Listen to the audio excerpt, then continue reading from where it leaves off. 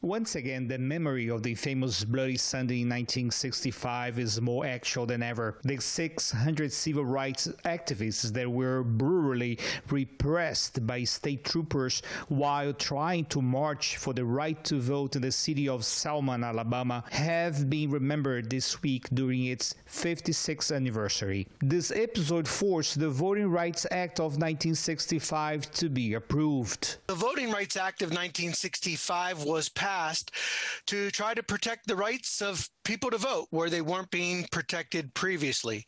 Specifically, there were many states in the southern United States that were putting up barriers to keep African Americans from voting. They would keep them from registering to vote. They would prohibit their access to the polls. They would use violence and intimidation to keep them from voting.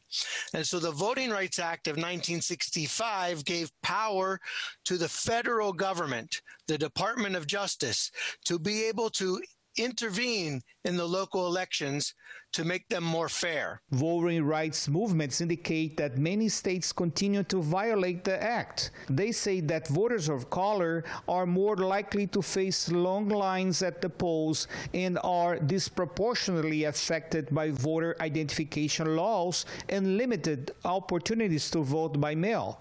Republicans disagree with this assessment. This has been controversial for the past 60 years.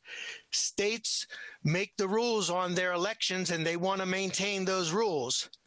But if they're making rules that are discriminatory and keeping African Americans or other minorities from voting, then there needs to be accountability. Last Sunday, President Biden signed an order to federal agencies to expand access to voter registration and election information. It also determined that federal agencies develop plans to give federal employees time off to vote or volunteer in no-partition electoral positions. Republicans remind that the president lacks the authority to overturn provisions on voting rights at the state level, like the one recently passed by Georgia's GOP-controlled state house that early voting would require Congress's act.